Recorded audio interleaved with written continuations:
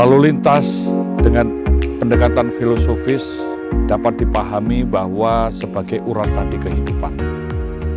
Urat nadi kehidupan ini ditunjukkan dengan memahami bahwa suatu masyarakat untuk dapat hidup, tumbuh, dan berkembang itu memerlukan adanya produktivitas.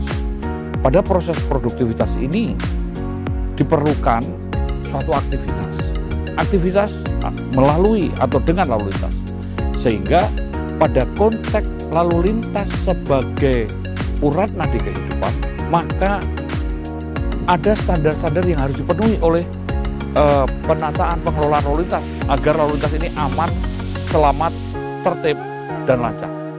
Yang kedua, lalu lintas ini juga sebagai refleksi budaya bangsa.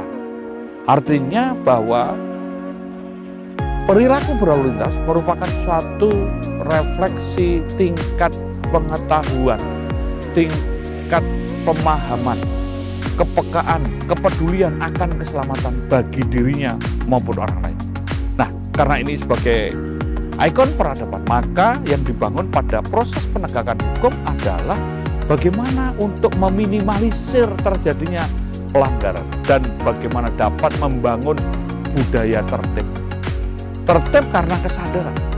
Yang sadar maka akan bertanggung jawab dan disiplin.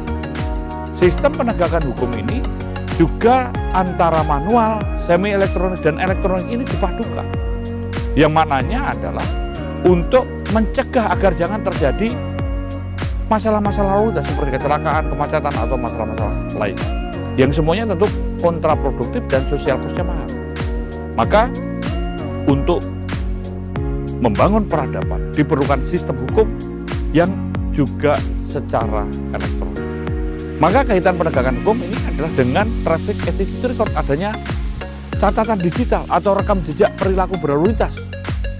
Dan ini juga berkaitan pada sistem demerit atau merit system, di mana pelanggaran ringan atau pelanggaran administrasi dikenakan poin 1, pelanggaran yang berdampak pada kemacetan dikenakan poin 3, dan pelanggaran yang berdampak kecelakaan dikenakan poin 5. Nah, disinilah semua saling kait-mengkait. Nantinya akan dilihat bagaimana proses untuk perpanjangan SIM. Yaitu satu, tanpa uji ulang karena dia selama memegang SIM tidak pernah melanggar atau pelanggarannya tidak lebih daripada 12 poin. Dan kalaupun dia juga terlibat kecelakaan, dia bukan sebagai pelakunya.